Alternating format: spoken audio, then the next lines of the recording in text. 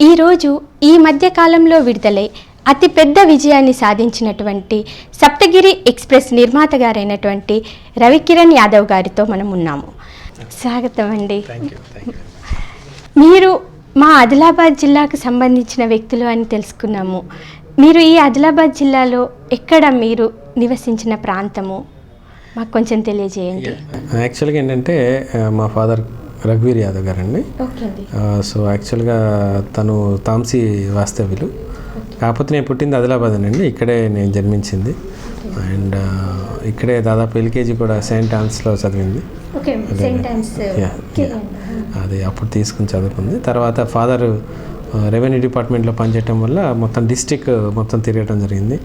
Bhainsa, ముదోళ్ళు, Indravelli, Utnoor and both, తర్వాత కడెం, ఇవన్నిట్లో వెళ్ళటం జరిగింది. కాకపోతే ఏంటంటే 5th క్లాస్ వరకు ఉట్నూరులో నేను చదువుకున్న తర్వాత సరస్వతి శిశు మందిర్లో చదువుకున్నాను. తెలుగు మీడియంలోనే అయింది. తర్వాత English medium to Telugu medium వెళ్ళాము. బైన్సాలో అయింది. మీరు Telugu medium, first English medium ఇక్కడ సెయింటెన్స్లో, తర్వాత మళ్ళీ తెలుగు మీడియంకి వెళ్ళిపోయాం. ఎందుకంటే బైన్సాలో ఇంగ్లీష్ మీడియం లేదు. శిశు మందిర్ నుంచి స్టార్ట్ అండి. ఆ తర్వాత కాంపిటీషన్ ఎగ్జామ్స్ రాయటం వల్ల ఏపీ రెసిడెన్షియల్ స్కూల్ నారాయణసార్లో సీట్ వచ్చింది. సో 10th వరకు అక్కడ చదువుకున్నామండి. ఇది మొత్తానికి ఆదిలాబాద్ డిస్టిక్లో ఉన్న అనుభవం ఉంది. ఇది అంటే జన్మస్థలం అయితే ఆదిలాబాద్ అండి. కాకపోతే స్టడీ విషయంలో చాలా చోట్ల తిరగటం, చాలా చోట్ల ఉండటం వల్ల సో డిస్టిక్ మొత్తం తిరగడం జరిగింది. బైన్సాలో ఎన్ని ఇయర్స్ చదివారు మీరు? బైన్సాలో ఫస్ట్, సెకండ్ అండి. తర్వాత ముదోలో ఒక 1 year, ఇంద్రవెల్లిలో ఒక 1 year, ఉట్నూరులో ఒక 2 years, 6th వరకు అక్కడ చదువుకున్నాను. అంటే మీ ఫాదర్ గారికి ట్రాన్స్ఫర్ అవ్వడం వల్ల మీరు స్థలాన్ని చేంజ్ చేస్తూ వెళ్ళారు. ప్రతి చోట ఆయనతో పాటు మేము వెళ్ళటం, అక్కడే చదువుకోవటం, అక్కడే ఉండటం జరిగింది. ఆ తర్వాత ఇంటర్మీడియట్ హన్మకొండలో జరిగిందండి, ఎస్విఎస్ జూనియర్ కాలేజ్. తర్వాత నెల్లూరు నారాయణలో చదవటం జరిగింది. ఆ తర్వాత డాక్టర్గా ఎంసెట్ రాసిన తర్వాత వచ్చిన దాంట్లో ఇక్కడ వచ్చింది, కేసెట్ రాస్తే కర్ణాటకలో కూడా వచ్చింది. కర్ణాటకలో ఆప్షన్ తీసుకొని అక్కడ ఫినిష్ చేస్తాను. కర్ణాటకలో మీరు చేసిన వృత్తి హోమియోపతి డాక్టర్గా. అంటే నా ఇప్పుడు మా దాంట్లో మనకి అక్కడ యూజీ అంటారు దాన్ని, బిహెచ్ఎంఎస్ అక్కడ కర్ణాటకలో బెల్గాంలో అయిపోయింది. ఎస్. తర్వాత బాంబేలో పీజీ చేశాను, అంటే ఎండి జనరల్ మెడిసిన్. తర్వాత ఎంఎస్సి సైకాలజీ అన్నమలై యూనివర్సిటీ చిదంబరంలో అయింది. తర్వాత పీజీ వైరాలజీ లండన్లో అయిందండి. లండన్. మీరు చాలా ప్లేసులు చూసారు, అంటే ఎంతో అనుభవాన్ని సాధించారు. అన్ని అనుభవాలు అంటే మీకు చిన్నప్పటి నుంచి అలా ఏదైనా మారాలి, ఇలా ప్రొడ్యూస్ చేయాలి, మూవీస్ మీద ఏమన్నా ఇంట్రెస్ట్ ఉండేదా? అంటే నార్మల్గా ఏంటంటే ప్రతి మనిషిలో మనకు 2 ప్రవృత్తులు ఉంటాయండి. ఒకటి మనం ఎదగడానికి ఉండే వృత్తి, ఒకటి దాన్ని మనం వృత్తి అంటాం. అంటే సంపాదించడానికి, మన జీవన విధానం గడవడానికి ఒక వృత్తిని మనం ఎన్నుకుంటాం. ఇంకోటి ఏంటంటే మనకంటూ ఒక అభిలాష ఉంటుంది. అంటే ఇంటర్నల్ హాబీస్ ఉంటాయి మనకి. ఒకటి ఇది అవుదాం అనుకుంటాం, కొంతమంది ఇంకోది అది అవుదాం అనుకుంటారు, కొంతమంది వైల్డ్ ఫోటోగ్రఫరీ అనుకుంటారు. మనకేంటంటే ఒక సినిమా లెవెల్లో కానీ, అంటే సినిమాని కాదు, ఒక కళల పట్ల ఒక అభిమానం ఉండేది. దానికి ముఖ్య కారణం ఏంటంటే తాంసీలో మా తాతగారు ఎవరైతే ఉన్నారో వాళ్ళు ఒకప్పుడు కళల పట్ల ఇంట్రెస్ట్ ఉండేది. మళ్ళీ మా అమ్మమ్మ వాళ్ళది ఇక్కడే ఆదిలాబాద్ అనమాట. సో ఎస్ రాములు గారు అని ఉండేవాళ్ళు. ఆయన కూడా కళల పట్ల కొంత ఇంట్రెస్ట్ ఉంది. మేబీ ఆ ఇంట్రెస్టే నాకు వచ్చిందేమో అని అనిపిస్తుంది. ఆయన మోస్ట్లీ సీరియస్లీ ఒక సినిమా తీయాలి, మనం ఒక ప్రొడ్యూస్ చేయాలి, లేదా ఒక సినిమాలో మనం ఎంటర్ అవ్వాలన్న విషయం అయితే నాకు పెద్దగా ఉండేది కాదు. బట్ క్లినిక్ ప్రాక్టీస్లో ఎప్పుడైతే ఒక కళాకారులు వస్తారో, ఉగ్గు కళాకారుల నుంచి బుర్రకథ వరకు ఏ కళాకారులు వచ్చినా నేను వాళ్ళకి రెస్పెక్ట్ ఇచ్చేవాడిని. వాళ్ళకి మాట్లాడడం కానీ, పేషెంట్స్ విషయంలో కానీ, డిస్కౌంట్స్ విషయంలో కానీ, వాళ్ళకి లేకపోతే మనం హెల్ప్ చేయడం కానీ అలా ఉండేది. ఆ క్రమంలో ఏమైందంటే ఒకసారి సప్తగిరి గారు యాజ్ ఎ పేషెంట్గా నాకు వచ్చారు 4 years బ్యాక్. ఆ తర్వాత బెస్ట్ ఫ్రెండ్ అయ్యారు. ఆ డిస్కషన్ సబ్జెక్ట్స్లో వచ్చినప్పుడు ఇలాంటి మంచి స్టోరీ ఉందండి, ఇలా నేను హీరో అవుదాం అనుకుంటున్నాను అని అడిగితే ఇండైరెక్ట్గా నేను అన్నాను, మరి ఎవరినో అడగడం ఎందుకు, నేను చేసి పెడతానని చెప్పాను. సో అలా సినిమా రంగం ప్రవేశం జరిగింది. కానీ అద్భుతమైన విషయం ఏంటంటే లో బడ్జెట్ సినిమా అని అనుకున్నా, కానీ అది దాదాపు హై బడ్జెట్ క్వాలిటీతో తీసాం. అండ్ మొన్నటి వరకు కూడా అది కూడా చాలా మంచి విజయాన్ని సాధించాను. 470 థియేటర్స్లో రిలీజ్ చేయగలిగాం. ఎవరికి అమ్మలేదు సినిమాని, ఎవరికి అమ్మకుండా, ఎవరికి డిస్ట్రిబ్యూటర్స్కి ఇవ్వకుండా ఓన్ రిలీజ్ చేసి అండ్ దుబాయ్, యూఏఈ, ఖతార్ లాంటి వాటిల్లో 80 ప్లేసెస్లో మనం 80 థియేటర్స్లో రిలీజ్ చేసాం, సౌదీ కంట్రీస్లో. అండ్ యూఎస్లో దాదాపు రిలీజ్ చేసాం 25 to 30 థియేటర్స్లో. మళ్ళీ యూకేలో రిలీజ్ చేసాం, మలేషియాలో రిలీజ్ చేసాం, దాదాపు వరల్డ్ వైడ్ మనం రిలీజ్ చేసాం. ప్రతి చోట మంచి అప్లాజ్ వచ్చింది, చాలా బాగా మెచ్చుకున్నారు సినిమాని. అది ఒక విధంగా తెలంగాణ వాస్తవుడు అవ్వటం, ఆదిలాబాద్ తరఫున వచ్చి దాదాపు తెలంగాణ నుంచి వచ్చారు అనగానే ఒక చిన్న చూపు ఉంటుంది. చిన్న చూపు అంటే మనకి సినిమాలన్నీ కూడా ఎక్కువ ప్రొడ్యూసర్స్ కానివ్వండి, ఎవరైనా డైరెక్ట్ ఎక్కువ ఆంధ్ర, మన దగ్గర నుంచి తెలంగాణ నుంచి ఉన్న హీరోస్ కానీ ప్రొడ్యూసర్స్ కానీ చాలా తక్కువ, వేళ్ళ మీద లెక్క పెట్టచ్చు మనం. అది బేసిక్ ఏంటంటే వాళ్ళకు ఒక స్ట్రాటజీ లేకపోవడం అండి. ఇప్పుడు దాదాపు ఏంటంటే ఒక సినిమా తీసిన డిఫెన్స్ మెకానిజంలో తీయటం. నాకు చెప్పినవి ఏంటంటే సప్తగిరి మీద ఒక సినిమా తీస్తే 2 కోట్ల వరకు మనకు సేఫ్ ప్రాజెక్ట్ అండి, అంతకుమించి ఏది వెళ్ళినా సరే ఇబ్బంది అన్నారు. అలాంటి 2 కోట్ల ప్రాజెక్ట్ని మనం 6.5 కోట్ల నుంచి 7.5 కోట్లు చేసి అడ్వర్టైజ్మెంట్తో కలిపితే 9 crores ప్రాజెక్ట్ అండి. 9 crore ప్రాజెక్ట్స్ ఒక హీరో కాదు, ఒక కమెడియన్ పెట్టి తీసాం. దేన్ని నమ్మి తీసాం? కథను నమ్మి తీసాం. కథ గమనాన్ని నమ్మి క్వాలిటీ ఆర్టిస్టులను పెట్టి, క్వాలిటీ టెక్నీషియన్స్ పెట్టి మనం తీయగలిగాం. అంటే ఆ క్వాలిటీ మీకు కనబడి ఉంటుంది థియేటర్లో. మీరు చూసినట్లయితే ఏది కూడా ఒక చిన్న సినిమా లాగా అనిపించింది మీకు, ఏదైనా సరే ఒక పెద్ద సినిమా లాగా ఉంటుంది. ఒక క్వాలిటీ కానీ, పిక్చర్ పరంగా కానీ, మీకు ఫస్ట్ 10 minutesలో వచ్చే దశావతారం సీరియల్లో కానీ, పరశురామ ఎపిసోడ్లో దాదాపు దానికి 250 మంది సురభి ఆర్టిస్టులు, 100 మంది ఆర్టిస్టులు కలుసుకొని ఒక 3 days షూటింగ్ చేస్తే జరిగిన స్టేజ్ చేయండి, అంటే 2.5 రోజులు పట్టింది. అండ్ 50 members సీసీ వర్కర్స్, అంటే కంప్యూటర్ గ్రాఫిక్ వాళ్ళు 50 days కూర్చుంటే వచ్చిన అవుట్పుట్ అది. ఒక చిన్న 10 minutes సీన్కి అంత తపన పడాలా, అంత ఖర్చు పెట్టాలా అంటే దాదాపు 1.5 కోటి ఖర్చు అయింది ఆ సీన్ కోసం. ఎందుకు చేయాలి అంటే క్వాలిటీ రావాలి. ఆ క్వాలిటీ మీకు ఆదరిస్తే, మీరు పబ్లిక్ మీరు క్వాలిటీ చూపించగలిగితే సక్సెస్ మన వెంట ప్రయాణిస్తుందని చెప్పడానికి సప్తగిరి ఎక్స్ప్రెస్ లాంటిది బెస్ట్ ఎగ్జాంపుల్ అండి. సో ఆ విషయంలో నేను ఎక్కడ కాంప్రమైజ్ అవ్వలేదు. ఆ రెండోది, ప్రతి విషయం మనకు ఎప్పుడైనా గుర్తొచ్చేది ఏంటంటే ఎందుకు ఓన్ రిలీజ్ చేసాము, ఎందుకు మనం దాన్ని సినిమాని బిజినెస్ చేసుకోలేదు, ఎందుకు డబ్బు చేసి క్యాష్ చేసుకోలేదు. పవన్ కళ్యాణ్ లాంటి వ్యక్తి మన ఆడియో ఫంక్షన్కి వచ్చాడు, అవును, దాన్ని మనం ఎందుకు సెట్ చేసుకోలేదు అంటే నేను ఒకటే మీనింగ్ చెప్తున్నాను. ఈరోజు నాకు ఇంత పేరు, ఒక తెలంగాణ నుంచి దిల్ రాజు తర్వాత ఒక వ్యక్తి రాగలడు, నిలబెట్టుకోగలడు ఆ పొజిషన్ అంటే డాక్టర్ రవికిరణ్ అంటున్నారు అంటే మనం తీసుకున్న రిస్క్, మనం తీసుకున్న స్ట్రాటజీ. కానీ ఎందుకంటే 23rd Decemberకి సినిమా రిలీజ్ అయినప్పుడు మనతో కాంపిటీషన్గా 4 సినిమాలు ఉన్నాయి. దబాంగ్ లాంటి మన అమెరికన్ సినిమా ఒకటి బాగా ఎక్కువగా ఉండింది. రెండోది మళ్ళీ విశాల్ సినిమా వచ్చింది, తర్వాత సురేష్ ప్రొడక్షన్ వాళ్ళు పిట్ట కూడా వచ్చింది. మళ్ళీ ఇంకోటి నాన్న నేను బాయ్ ఫ్రెండ్ ఇంకొకటి ఆడుతూ ఉంది. వంగవీటి లాంటి రామ్ గోపాల్ వర్మ లాంటి సినిమా ఉంది. రామ్ గోపాల్ వర్మ గారు అయితే దాదాపు 4 హీరోలను దింపారు ఆడియో ఫంక్షన్ 3 రోజుల ముందు.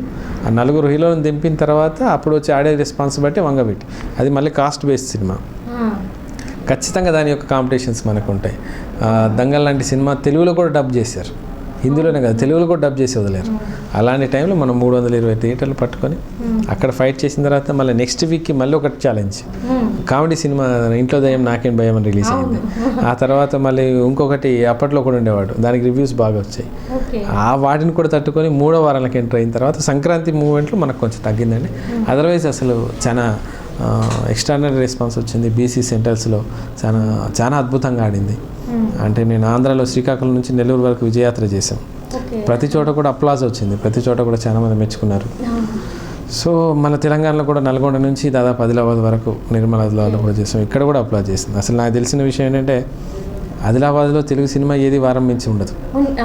అలాంటిది 3 వారాలు ఆ ప్రాంతీయ భవనంతో నడిపించలేదు సినిమాని. సినిమాలో దమ్ముంది కాబట్టి సినిమా నడిచింది, దమ్ముంది, దాంట్లో క్వాలిటీ ఉంది కాబట్టి ప్రజలు ఆదరించారు.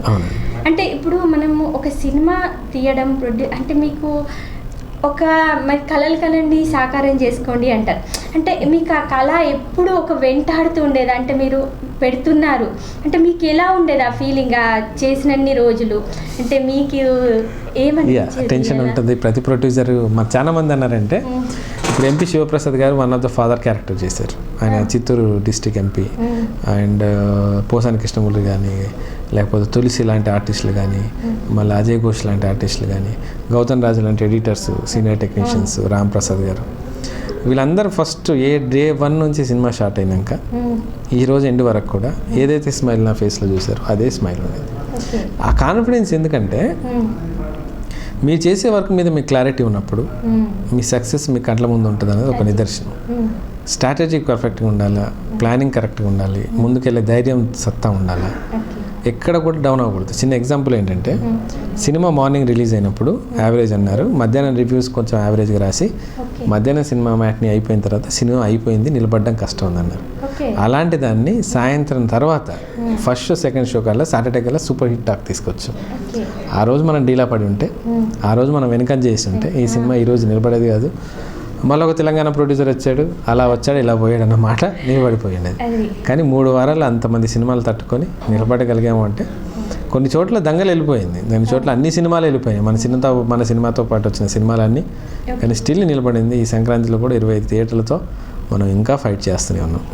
అంటే ఇప్పుడు మీ దగ్గరికి సప్తగిరి హీరో గారు అంటే తరచుగా రావడం వల్ల మీకు అలాంటి అభిలాష కలిగిందా, లేకపోతే మీకు ముందు నుంచి ఒక సినిమాకి నేను ప్రొడ్యూసర్ అవ్వాలి అనేటి తపన మీలో ఎప్పటి నుంచి కలిగింది? అంటే తనని చూస్తే కలిగిందా, లేకపోతే మీకు ముందు నుంచి అలాంటి అభిలాష చెయ్యాలి నేను ఒక సినిమాకి అనేసి?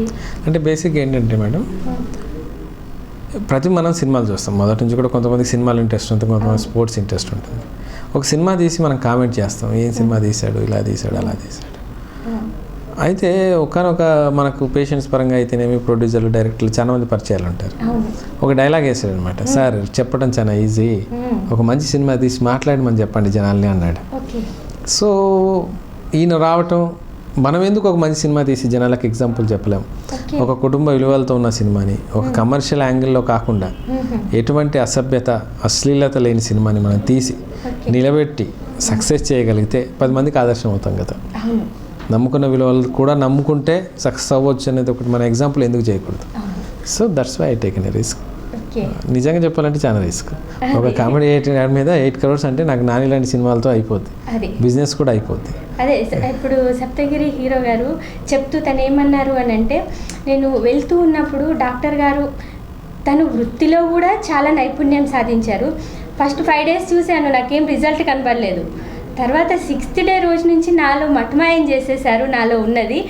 సో నాకు చాలా నమ్మకం అనిపించింది తనని చూసి. నేను చేస్తాను, మీరు నమ్మకం నా మీద పెట్టండి అని వాళ్ళే నాకు ప్రొడ్యూసర్ నాకు చాలా నమ్మకాన్ని ఇచ్చారు అని చాలా బాగా చెప్పారు.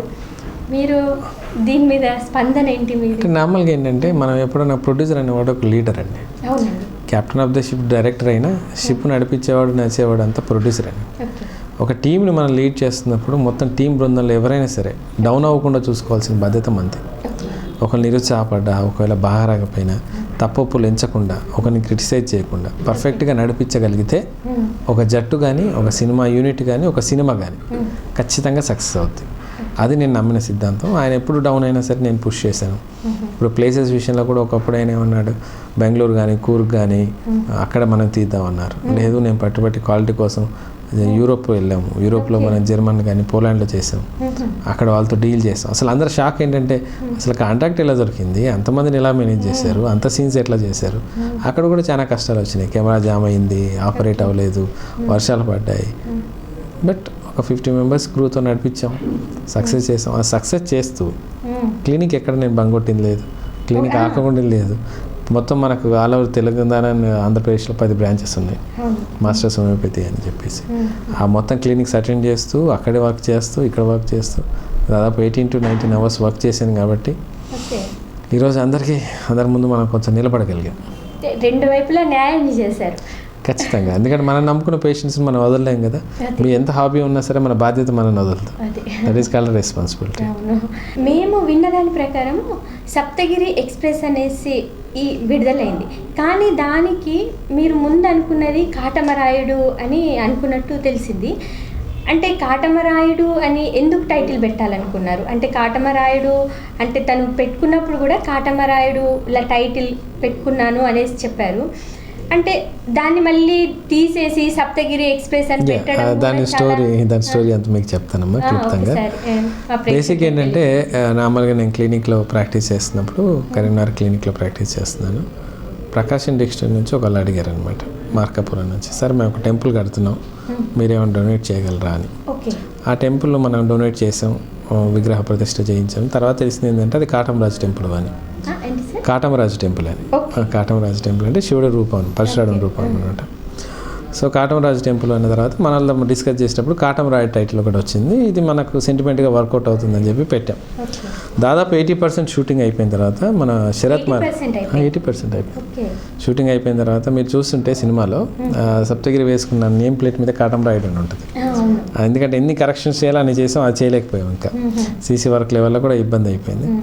సో శరత్ మరార్ గారు, ఎవరైతే పవన్ కళ్యాణ్ గారు ప్రొడ్యూసర్ ఉన్నారో, వాళ్ళు ఫోన్ చేసి మా సినిమాకి ఇలా అయితే బాగుంటుంది అని అన్నారు. సో నేను ఆలోచించుకొని చెప్తానని చెప్పి తర్వాత వెళ్ళి డిస్కస్ చేసిన తర్వాత సరే అంత పెద్ద ఆయన అడిగారు, మనం ఒక రెస్పెక్ట్గా ఇవ్వాలని చెప్పేసి వెళ్ళి వాళ్ళకి ఇచ్చేసాం. సో వాళ్ళకి తెలిసిన తర్వాత 80% షూటింగ్ అయినా ఇచ్చారని తెలిసిన తర్వాత పవన్ కళ్యాణ్ గారు ఖచ్చితంగా ఈ సినిమాకి నేను హెల్ప్ చేస్తానని చెప్పి ఆడియో ఫంక్షన్కి వచ్చారు. ఓకే, అదే పవన్ కళ్యాణ్ గారు ఆడియో ఫంక్షన్కి రావడం అంటే ఇంకా ప్రేక్షకులకి ఇంకా చాలా ఇదైంది. రెండోది ఏంటంటే ఖచ్చితంగా ఒక మైలేజ్ అయితే యాడ్ అయిందని పవన్ కళ్యాణ్ ఫ్యాన్స్ సినిమాని తనదిగా అనుకొని అందరూ ఆప్ట్ చేసుకొని దాన్ని ఖచ్చితంగా సక్సెస్ చేయడంలో ఒక కీలక పాత్ర అయితే వహించారు. సో మొత్తానికి ఏంటంటే పవన్ కళ్యాణ్ లాంటి వ్యక్తిత్వం ఉన్న వ్యక్తి మాట కోసం నిలబడి వచ్చి చేసి వెళ్ళినందుకు మాత్రం ఆయన ఖచ్చితంగా కృతజ్ఞతలు తెలుపుకుంటాం. అంటే ఇప్పుడు ఇవన్నీ చేస్తూ మీరు రెండు వైపులా న్యాయం చేస్తూ కుటుంబానికి కూడా న్యాయం చేయాలి. అంటే మీకు వాళ్ళ తోడ్పాటు ఏ విధంగా ఉంది మీ ఫ్యామిలీ తరఫున కానీ? అంటే ఒకటి కొత్తగా స్టార్ట్ చేస్తున్నారు, చేసేప్పుడు వాళ్ళ ఒక ఎలాంటి ఖచ్చితంగా ఇప్పుడు ఫ్యామిలీ సపోర్ట్ లేకపోతే ఏ మనిషి ఇంత ప్రశాంతంగా ఉండడు, ఇంత పర్ఫెక్షన్గా డీల్ చేయలేడండి. మా మిస్సెస్ డాక్టర్ వాణి అండి, తను కూడా హోమియోపతిక్ డాక్టర్. తను చాలా సపోర్ట్ చేసింది, పిల్లలు కూడా చాలా సపోర్ట్ చేశారు. అండ్ ఇంత వర్క్ చేస్తున్నా వాళ్ళకి ఇవ్వాల్సిన టైం ఖచ్చితంగా ఇచ్చేవాడిని, ఖచ్చితంగా చేసేవాడిని. That is called time management. ఇప్పుడు ఇంత నేను చూసుకుని కూడా ఈరోజు కేవలం ఇక్కడ వరకు వచ్చి చూసుకుని వెళ్తున్నానంటే టైం మేనేజ్మెంట్ వల్ల. అండ్ పిల్లలకు ఒక మంచి మెమరీ ఉండాలని చెప్పేసి సినిమాలో వాళ్ళు యాక్ట్ చేశారు కూడా. సినిమా ఫాదర్లో ఫస్ట్ 10 minutesలో మా చిన్న పాప వస్తుంది, ఇంటర్వెల్ తర్వాత సెకండ్ పెద్ద పాప వస్తుంది. సో ఏదైనా ఒక మూవీ తీసినప్పుడు వాళ్ళకి ఫ్యూచర్లో ఒక సినిమా చూసామని ఒక చిన్న ఒక మెమరీ ఉండిపోవాలని చెప్పేసి వాళ్ళు చేసాం. అండ్ వాళ్ళ యాక్షన్ కూడా మంచి అప్లాజ్ వచ్చిందండి. So that is the story. Family is always the back bone for everybody అండి. అది మేల్ అయినా ఫీమేల్ అయినా, మేల్ అయితే ఫీమేల్, ఫీమేల్ అయితే మేల్కి. నేను నమ్మేది అది. అంటే కుటుంబ విలువలు, కుటుంబ నైపుణ్యం అంటే ఎన్ని కష్టాలు వచ్చినా మనకంటూ జనాలు మిగిలినప్పుడే మనం సాధించిన దానికి అర్థం. రేపు ఏదైనా సంతోషం తెలుసుకున్న 10 మంది పంచుకునే బదులు మన ఆత్మీయులు మనతో పంచుకుంటుంటే అదొక ఆనందం. సో దాన్ని మాత్రం నేను 80% వదులుకోను, అది ఖచ్చితంగా నేను నిలబెడుతున్నాను అంటాను. అంటే ఇటు మాస్టర్స్ హోమియోపతి అనే కాకుండా అండ్ ధన్విశ్రీ లైఫ్ సైన్సెస్ అని ఇంకో కంపెనీ ఉంది. ధన్విశ్రీ లైఫ్ సైన్సెస్ అని మెడికల్ అండ్ ఇంటర్నేషనల్ ల్యాబొరేటరీస్ అని ఒకటి ఉంది. HIV, హెపటైటిస్ B వీటి మీద రీసెర్చ్ చేస్తారు ఆ ల్యాబొరేటరీస్లో. అక్కడ ఒక 50-60 మంది రీసెర్చ్ చేస్తుంటారు, అదొకటి ఉంది. మళ్ళీ ధన్విశ్రీ ఇన్ఫ్రా ప్రాజెక్ట్స్ లిమిటెడ్ ఉంది. అలా 4-5 ఉన్నాయి, అన్నీ మేనేజ్ చేస్తున్నాం. అసలు అంటే ఇప్పుడు మనిషి ఒక్క వృత్తి చేస్తూనే చాలా స్ట్రెస్కి ఫీల్ అవుతున్నాడు ఈ మధ్య కాలంలో. యువత కానివ్వండి, ఎవరిని తీసుకున్నా కూడా. అంటే మీరు ఇలాంటి స్ట్రెస్ లేకుండా, అంటే మీకు ఒక లక్ష్యం అది చేరుకుంటాననే నమ్మకమా? అంటే ఏ విధంగా మీరు ఈ స్ట్రెస్ని తట్టుకోగలిగారు? స్ట్రెస్ ఎప్పటికైనా గుర్తుపెట్టుకోవాల్సింది ఒకటే చిన్న టింపుల్ టెక్ అనమాట. మన వాళ్ళందరికీ చెప్పేది ఏంటంటే, నేను కర్మ సిద్ధాంతాన్ని నమ్ముతాను. శ్రీకృష్ణ భగవానుడు ఏం చెప్పాడంటే, నీ కర్మను నువ్వు చెయ్యి, ఫలాన్ని ఆశించుకో అన్నాడు. అది లిటరల్లీ ఐ విల్ ఇంప్లిమెంట్ అనమాట. నువ్వు చేయగలిగేది నువ్వు చేస్తే నీకు రావాల్సింది ఖచ్చితంగా వస్తుంది. నీకు రాకుండా ఎంత ప్రయత్నం చేసినా రాదు. రెండవది, మనం ఒక జన్మ ఎత్తిన తర్వాత 10 మందికి ఉపయోగపడాలి, 10 మందికి మనం సహాయక సహకారాలు అందించగలగాలి, 10 మందికి ఆదర్శంగా నిలబడగలాలి. మనం వెనక్కి తిరిగి చూసుకుంటే మనం సాధించిన సక్సెస్సే మనకు నిలకడ. డబ్బు కాదు, మనకు బలవంతంగా తెచ్చిపెట్టుకున్న పేరు కాదు.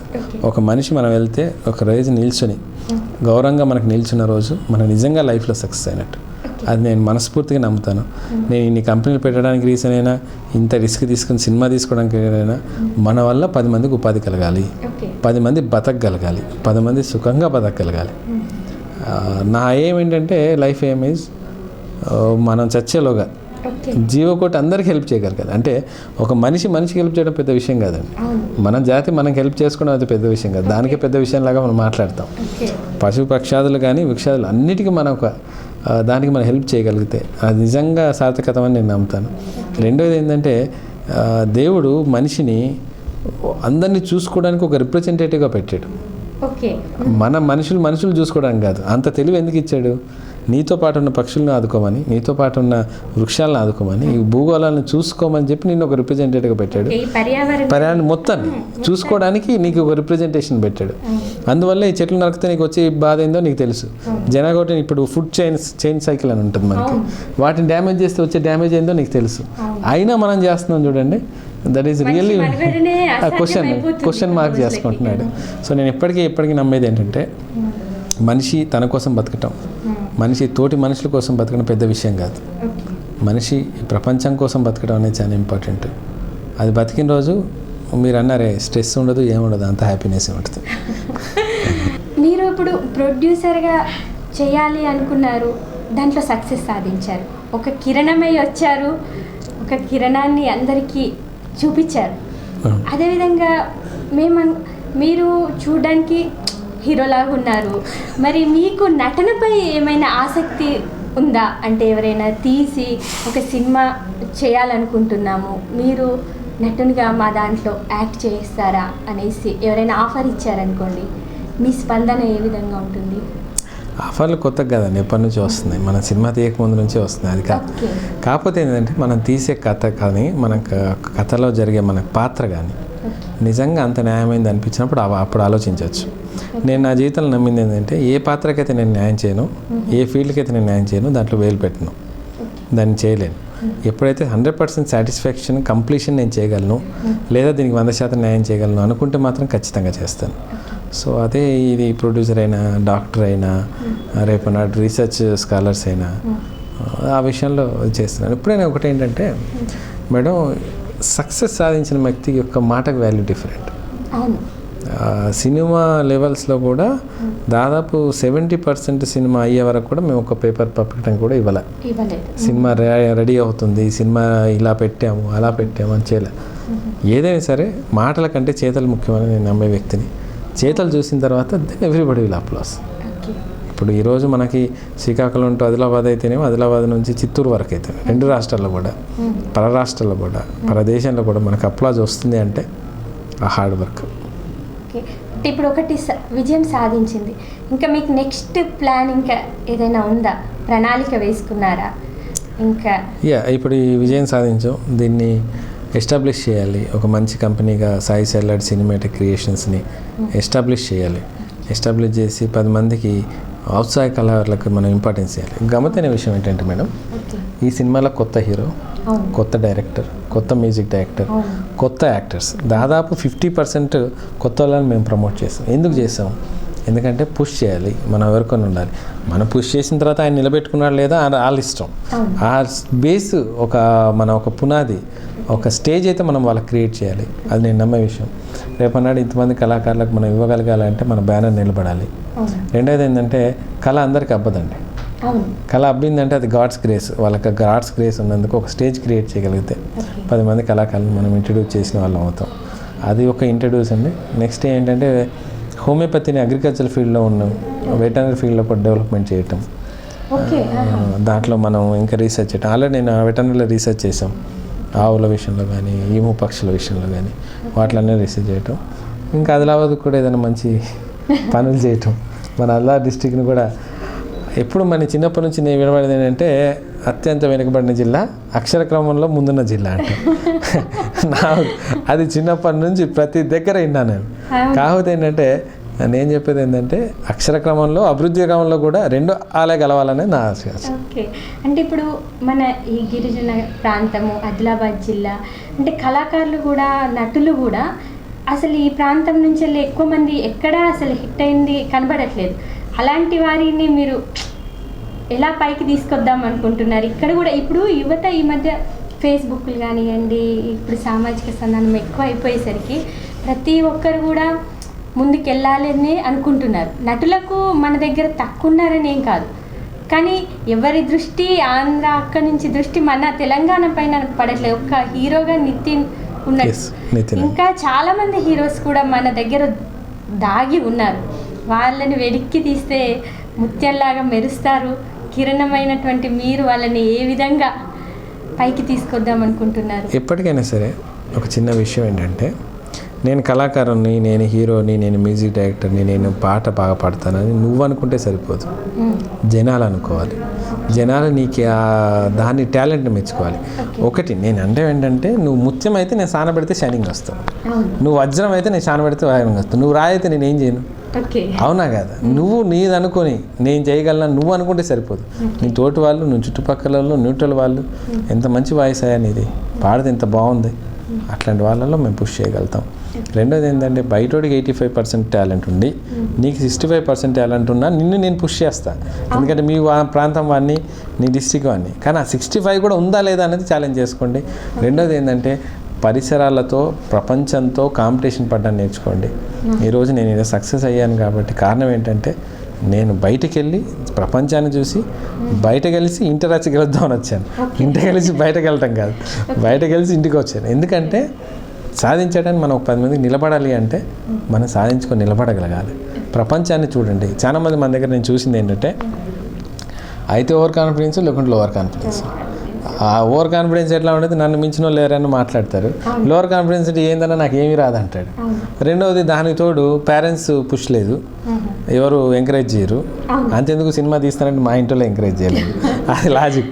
అంత పెట్టి చేసిన, బట్ వాళ్ళని ఒప్పించి ఏదో కష్టం నష్టం మనం కష్టపడ్డా నష్టపోయినా సెట్ చేసి వాళ్ళని ఒప్పించి ఈ వాళ్ళందరూ మా పేరెంట్స్, నా రిలేటివ్స్ కాదు, మన డిస్ట్రిక్ట్ వాళ్ళందరూ ప్రౌడ్గా ఫీల్ అవుతున్నారు. ఈరోజు మనం ఉన్న డిస్ట్రిక్ట్, అది అంతకు మించిన ఆనందం ఏం కావాలి సార్? ఎన్ని కోట్లు పెట్టినా ఎంత వస్తుంది? అవునా కదా? ఆ హ్యాపీనెస్ రాదు కదా. అదే అంటే ఇప్పుడు యువత కూడా అండి, ఈ మధ్య నేను కూడా అంటే రిచ్ పర్సన్స్ ఉన్నారనుకుంటాను, నేను ఏముంది నేను కూడా చేస్తాను అంటే ఒక ప్రణాళిక వేసుకోవడం లేదు, నేను చేస్తాను అనేసి వెళ్తున్నారు, ఖర్చు అయిపోతుంది, బోల్తా పడిపోతున్నారు, ఇంకా లేవలేకపోతున్నారు. అలాంటి వారికి మీ సందేశం? ఇంతకు మీరు ఒక మాట అన్నారు, మీరే హీరోలాగా ఉంటారు, మీరు ఎందుకు చేయరు అని. నా క్యాపబిలిటీ నాకు తెలుసు కాబట్టి నేను చేయను. నా దగ్గర డబ్బు లేక కాదు, నేను సినిమా తీయలేక కాదు, నేను సినిమా వెళ్ళక నాకు కొత్త కాదు. ఎవరైనా సరే డబ్బుతో టాలెంట్ రాదండి, డబ్బుతో టాలెంట్ కొనలేరు. టాలెంట్ మా యావరేజ్గా ఉంటే ఇంప్రూవ్ చేసుకుంటేనే ముందుకెళ్ళాలి. ఆ తర్వాత మీరు అన్నట్టు ప్రణాళిక కానీ షెడ్యూల్ కానీ అన్నీ వర్కౌట్ అవుతాయి. అప్పుడు మీరు అప్రోచ్ చేసిన ఎదుటోడికి రెస్పెక్ట్ వస్తుంది. నేను మళ్ళీ చెప్తున్నాను, మన వాళ్ళ దగ్గర ఉన్న ప్రాబ్లం ఏంటంటే ఎంకరేజ్ చేయరు, ముందుకు పోరు. రాంగ్ అండి. టాలెంట్ మీరు ఉంటే మీకు ఎదుటోడికి 85% ఉంటే నీకు 95% ఉండాలి. కానీ ఒక దగ్గర కాకపోతే ఒక దగ్గర బ్రేక్ వస్తుంది. ఇప్పుడు నేను ఆదిలాబాద్ అండి, సప్తగిరి నాకు ప్రాంతం వాడు కాదు, నా ఫ్రెండ్ కాదు, నా రిలేషన్ కాదు, నా రిలేటివ్ కాదు. చిత్తూరు డిస్టిక్, ఆదిలాబాద్ నుంచి పడితే అక్కడ వరకు. అవునా కాదు? చిత్తూరు డిస్టిక్ ఆయన మనం ఎందుకు పుష్ చేసాం? టాలెంట్ ఉండబట్టేగా. టాలెంట్ నేను గుర్తించాను, ఆయన పుష్ చేశాను, నిలుపుకుంటున్నాడా లేదా? సినిమా హిట్ అయిందా లేదా? జనాలు ఆయన వివిధ రకాల నటుడుగా చూసారా లేదా? అది నేను చెప్పేది. నేను ఒకటి ఏమంటున్నానంటే, మన వాళ్ళు వస్తే నేను ఖచ్చితంగా పుష్ చేస్తాను, లేపుతాను, కాదని అట్లా. నేను మళ్ళీ చెప్తున్నాను, మీకు టాలెంట్ ఉందని మీరు అనుకుంటే సరిపోదు, జనాలు అనాలి. డబ్బు మీకు అనుకుంటే అందరు సినిమాలు తీయలేరు, హిట్ కాలేరు. అందువల్లే బాలీవుడ్ కానీ టాలీవుడ్లో ఉన్న పర్సంటేజ్ రేస్ ఆఫ్ సక్సెస్ మీకు చెప్తే షాక్ అవుతారు. 5 to 10% అండి. 100 సినిమాలు అయితే 10 సినిమాలు ఆడితే 10 సినిమాల్లో 5 హిట్ అవుతాయి, 5లో 3 మాత్రమే బ్లాక్ బస్టర్ హిట్ అవుతాయి. అంత తక్కువ పర్సంటేజ్లో మనం ఈరోజు బ్లాక్ బస్టర్ నిలబడ్డామంటే ఎంత హార్డ్ వర్క్ ఉండాలి, హార్డ్ వర్క్ ఉండాలి. ఒక్కొక్కసారి పెద్ద హీరోలు కూడా అంతే 2 days కూడా ఆడదు. బెస్ట్ ఎగ్జాంపుల్ బ్రహ్మోత్సవం ఉండింది, రజనీకాంత్ గారిది ఉండింది. అవును, కబాలి మీద ఎంత ఎక్స్పెక్టేషన్స్ ఉంది. కావాల్సినటువంటి క్వాలిటీ ఉండాలి, దాంట్లో మోరల్ ఉండాలి, అన్నీ కావాలి. ఈ రోజుల్లో ఉన్న ప్రేక్షకులు అయితే చాలా ఇంటెలిజెంట్ ప్రేక్షకులు అండి. ఇంటి నుంచి బయటకు రావడమే కష్టం, అలా థియేటర్లో కూర్చోబెట్టడం అంతకంటే కష్టం. మధ్యాహ్నం కల్లా సినిమా చూసి చెప్పేస్తారు, సినిమా ప్లాఫ్, ఇంకా అయిపోయింది. సాయంత్రం నుంచి జనాలు కనబడరు ఇంకా థియేటర్లో. అంటే ఈ మధ్య కాలంలో నోటి అంటే ప్రచారము మీరు మన సినిమాలో వేస్ట్, మన సినిమాలో నిలబెట్టింది మొదట అంతే, అది తప్ప వేరేది ఇంకేం లేదు. ఇప్పుడు మన ఆదిలాబాద్ జిల్లా వాస్తవ్యులై ఉండి హోమియోపతి వైద్యులుగా ఉన్నప్పటికీ ఇప్పుడు మీరు ప్రచారంలోకి సప్తగిరి ఎక్స్ప్రెస్ వల్లనే ఒక ప్రొడ్యూసర్గా మా ప్రేక్షకుల ముందుకు వచ్చారు. అంటే మీ వైద్య వృత్తిలో ఉన్నటువంటి విజయాలు అంటే ఏం సాధించారు, ఎలా ఉంది, మా ప్రేక్షకులకు తెలియజేయండి. రైట్, ఎందుకంటే నేను మీకు ఇంతకుముందు నా ఎడ్యుకేషన్ క్వాలిఫికేషన్ చెప్పిన తర్వాత 2006-2007 కల్లా నాకు గవర్నమెంట్ జాబ్ వచ్చింది మెడికల్ ఆఫీసర్గా. మన కాగజ్నగర్, సిర్పు కాగజ్నగర్లో నా అపాయింట్ అయ్యాను. ఒక 2-3 years చేసిన తర్వాత రిజైన్ చేశాను. రిజైన్ చేసిన తర్వాత 2010లో మాస్టర్స్ హోమియోపతి అని పెట్టాం. నలుగురు డైరెక్టర్లతో కలిసి పెట్టాం, డాక్టర్స్తో. ఆ రన్నింగ్లో వాళ్ళు మా వల్ల కాదని వదిలేసిన మనం పెట్టిన సంస్థ మనం నమ్ముకున్న జనాల కోసం ఈ సినిమాని ఇది నిలబడాలని చెప్పి అది మొత్తం నిలబెట్టాం. 2 బ్రాంచులతో స్టార్ట్ అయిన బ్రాంచ్ ఈరోజు 10 బ్రాంచులతో నిలబడగలిగింది. దాని తర్వాత మిగతావి కూడా వచ్చాయి మీకు ఇంతకుముందు చెప్పినట్టుగా. ఈ క్రమంలో మనకంటూ కొంచెం రీసెర్చ్, మనకంటూ ఒక ఒపీనియన్ ఉండాలి. హోమియోపతి పట్ల జనాలకు అవేర్నెస్ రావాలని చెప్పేసి పేపర్ ఆర్టికల్స్ దాదాపు అన్నిట్లో వస్తాయి. ఆంధ్రజ్యోతి కానీ, సాక్షి కానీ, నమస్తే తెలంగాణలో ప్రతి పేపర్లో మన ఆర్టికల్స్ వస్తాయి. వాటిలో అవేర్నెస్ చేస్తున్నాం. అండ్ టీవీ ఇంటర్వ్యూస్ రెగ్యులర్గా ఉంటాయి. 10 టీవీ కానీ, V6 కానీ, సాక్షి కానీ, టీ న్యూస్ కానీ, TV5, TV9లో వస్తుంటుంది. అలా హోమియోపతి పట్ల అవేర్నెస్ క్రియేట్ చేస్తూ కూడా మనం ముందుకు వెళ్తున్నాం. దాంతోపాటు మనకంటూ ఒక రీసెర్చ్ ఒపీనియన్లో HIV, hepatitis B, hepatitis C, herpes లాంటి డిసీజెస్, వైరల్ డిసీజెస్ మీద రీసెర్చ్ చేయడం మొదలెట్టాం. ఎందుకు ఆ డిసీజ్ ఎన్నుకున్నామంటే ఎక్కడైతే అల్లోపతి ఏదైతే ఇంగ్లీష్ మెడిసిన్స్ ఉన్నాయో ఫెయిల్ అయిందో అక్కడ ఒకవేళ హోమియోపతి సక్సెస్ అవ్వగలిగితే మాత్రం హోమియోపతి యొక్క పేరు మారుమోగుతుందన్న విషయం నాకు తెలుసు. సో అలా నేను రీసెర్చ్ చేయడం వల్ల నాకు 10 నేషనల్ అవార్డ్స్, 3 ఇంటర్నేషనల్ అవార్డ్స్ వచ్చాయి. దాంట్లో బెస్ట్ అవార్డు అంటే ప్రతిభా పటేల్ గారితో తీసుకుంది. ఇంటర్నేషనల్ అవార్డ్స్ అయితే రష్యాలో తీసుకున్న ఇంటర్నేషనల్ అవార్డు చాలా పేరు వచ్చింది. కాకపోతే మన డిస్ట్రిక్ట్ వాళ్ళకి తెలియకపోవడం, దీని గురించి ఎక్స్పోజర్ రాకపోవడం కాదు. ఎందుకంటే అది గ్లామర్ ఫీల్డ్ కాదు కాబట్టి. అది ఒక ఒక ప్రొఫెషనల్ ఫీల్డ్. అండ్ మనం చేసిన రీసెర్చ్ అంతా HIV జనాలు చెప్పుకోవడానికి ఇష్టపడరు, హెపటైటిస్ లాంటి వాళ్ళు మాట్లాడడానికి ఇష్టపడరు. సో అలా వచ్చింది తక్కువ. కాకపోతే ఏంటంటే మన ఏపీ తెలంగాణలో టాప్ 3 డాక్టర్స్లో వన్ ఆఫ్ ద డాక్టర్ హోమియోలో నేను. అది మాత్రం ప్రౌడ్గా చెప్పగలను. Telangana government deputy CM Rajayya garu ఉన్నప్పుడు స్వయానా తను వచ్చి మనం సన్మానం చేసి గౌరవించడం జరిగింది. అది 2012లోనే జరిగింది. సో ఇది వైద్య వృత్తిలో సాధించిన విజయాలండి. ఇప్పటికి డైలీ ఒక 250 నుంచి 300 మంది పేషెంట్లను చూస్తుంటాం. డైలీ అండి. అదే ప్రతి బ్రాంచ్లో నేను చేస్తాను. ఇప్పుడు వైజాగ్ వెళ్ళదంటే మార్నింగ్ అటు ఫ్లైట్లో వెళ్ళిపోవటం, తిరుపతి అయితే అక్కడికి వెళ్ళిపోవటం, మళ్ళీ ఈవినింగ్ వచ్చి హైదరాబాద్లో చేయటం. దాదాపు 14 to 17 అవర్స్ డైలీ వర్క్ ఉంటుంది. ఇవన్నిటితో పాటు మన హాబీస్ కావాల్సిన సినిమాలు కానీ అది కానీ అవన్నీ చూస్తుంటాం. అదే ఈ మధ్య అందరికీ కూడా చాలా ఏదైనా కూడా నిమిషాలలో రిజల్ట్ ఉండాలి. ఇప్పుడు మెడిసిన్, ఇప్పుడు వైద్యంలో కూడా ఏంటి వేసుకున్నానా ట్యాబ్లెట్ 5 minutesలో తగ్గిందా లేదా, దాని తర్వాత ఎలాంటి ఎఫెక్ట్స్ ఉంటాయి, దానివల్ల సైడ్ ఎఫెక్ట్స్ ఎలా ఉంటాయి, దాని గురించి బాధపడట్లేదు, పట్టించుకోండి నాకు తగ్గిందా. ఇప్పుడు హోమియోపతికి వచ్చేసరికి ఏంటి అంటే కొంచెం మెడిసిన్స్ వాడుతూ ఉండాలి, సైడ్ ఎఫెక్ట్స్ ఏమీ ఉండవు.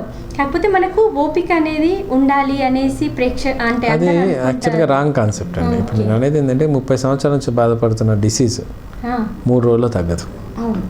ఏదైనా సరే దానికి కొంత టైం పట్టుద్ది. ఇప్పుడు అలోపతిలో ఏంటంటే మీకు తలనొప్పి వచ్చింది, ట్యాబ్లెట్ వేసాం, తగ్గింది, మళ్ళీ రేపు వస్తుంది, మళ్ళీ వేయాలి.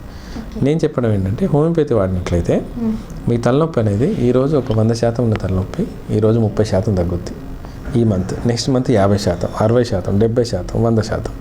మొత్తానికి 3 నెలలు వాడితే 30 సంవత్సరాల ప్రాబ్లం పోయిందిగా. మళ్ళీ జీవితంలో ట్యాబ్లెట్ వేయాల్సిన అవసరం లేదు. అదంతా వదిలేయండి. ఆ తలనొప్పి లేదన్న ఫీలింగ్ మీకు ఇచ్చిన కాన్ఫిడెన్స్ ఎంత, మీకున్న హ్యాపీనెస్ ఎంత. ఇప్పుడు పిల్లలు పుట్టడానికి జనాలు ఎంతో ప్రయత్నాలు చేస్తుంటారు, హార్మోన్ ఇంజెక్షన్స్ అవి ఇవి. హోమియోపతి వాడి చూడండి, నేను చేసిన కేసెస్ 100 ఉన్నాయి. నేను చేసిన కేసెస్ సక్సెస్ రేట్ చూసి నా పేరు మీద మ్యాగజైన్స్ పబ్లిష్ చేశారు హోమియో టుడే వాళ్ళు. అలా 3 మ్యాగజైన్స్ పబ్లిష్ చేశాం. అంటే నేను అంటాం ఏంటంటే గాడ్ గిఫ్ట్ అండి, పిల్లలు పుట్టడం అనేది దేవుడి గిఫ్ట్, నేను కాదన్నా. కాకపోతే హోమియోపతి వాడడంలో వితౌట్ సైడ్ ఎఫెక్ట్ లేకుండా 6 monthsలో మన పిల్లలు కలిగేలా మనం చేయొచ్చు. HIV లాంటి కేసెస్ తగ్గించవచ్చు. వైరస్ ఆయన లివర్ పాడైపోయిన కేసెస్ లివర్ని మనం సెట్ చేయొచ్చు. కాకపోతే ఏంటంటే దానికి ఒక డ్యూరేషన్ ఉంటుంది, టైం ఉంటుంది. ఇప్పుడు జ్వరం వచ్చింది, హోమియోపతి మెడిసిన్ ఇస్తే 5 రోజులకు తగ్గుద్ది అంటే అది మీద మెడిసిన్ ఎందుకు అవుద్ది? కాదు అది. కాకపోతే మార్నింగ్ వేసిన మెడిసిన్ సాయంత్రం కల్లా జ్వరం తగ్గుద్ది. పారాసిటమాల్ వేస్తే అప్పుడే తగ్గి మళ్ళీ వస్తుంది, అది డిఫరెన్స్. హోమియోపతి యాక్ట్ చేయదు, స్పీడ్గా చేయదు అనేది ఒక అపోహ మాత్రమే. టైం పీరియడ్, కాన్ఫిడెన్స్ లేకపోవడం, తగ్గదేమో అని, తగ్గే ఛాన్స్ లేదని అనుకోవటం, ఇవి 2 మెయిన్ ఆబ్స్టికల్ అండి. కాకపోతే పెద్ద ప్రాబ్లం ఏంటంటే హోమియోకి మంచి డాక్టర్ దొరకడం చాలా ఇంపార్టెంట్. లేకపోతే మీరు అనుకునేవన్నీ కరెక్ట్ అవుతాయి.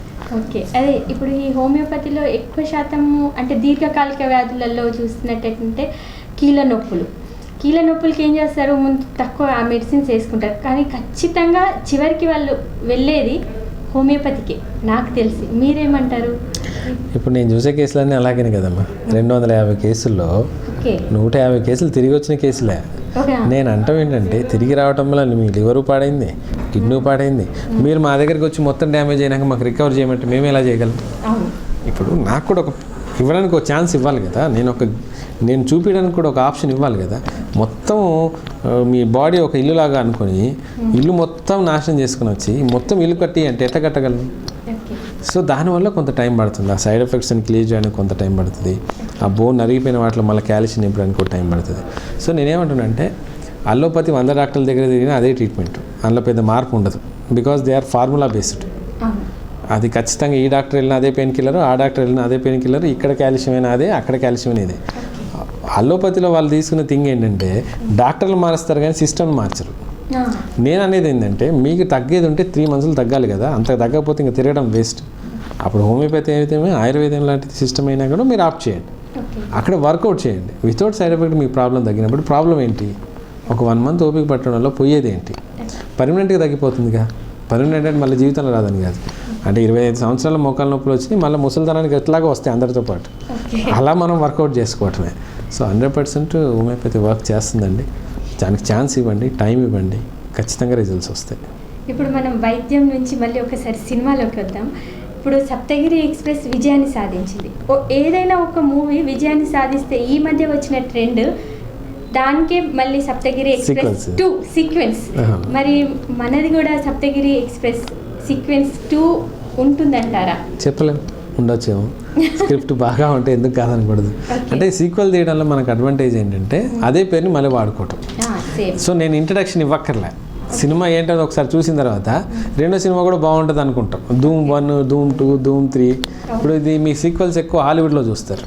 Harry Potter 1, Harry Potter 2, Harry Potter 3, 7 parts తీశారు. ఎందుకంటే నాకు ఇంట్రడక్షన్ ఇవ్వక్కర్లే. ఇప్పుడు దేవుని దయతో మనకి ఏంటంటే మనం సాధించింది ఏంటి?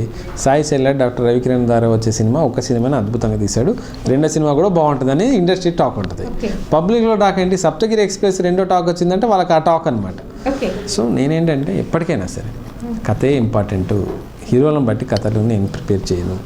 కథను బట్టి హీరో చాయిస్ ఉంటుంది, కథను బట్టి సినిమా ఉంటుంది. అప్పుడే ఆ సినిమా నిలబడుతుంది, నా పరువు నిలబడుతుంది. అంటే ఇప్పుడు సీక్వెన్స్లో ఇప్పుడు సప్తగిరి ఎక్స్ప్రెస్ 2లో కూడా మన సప్తగిరి హీరోనే ఉండబోతున్నారా, లేకపోతే? నేను చెప్పాను కదా, ఇంకా స్టోరీ ఏం డిసైడ్ చేయలేదు. స్టిల్ వీఆర్ ఇంకా థియేటర్స్ రన్ అవుతున్నాయి, దాని గురించి స్ట్రగల్ చేస్తున్నాం. ఇంకా ఫుల్ ఫ్లెడ్జ్గా సక్సెస్ ఎంజాయ్ చేసింది కూడా లేదు.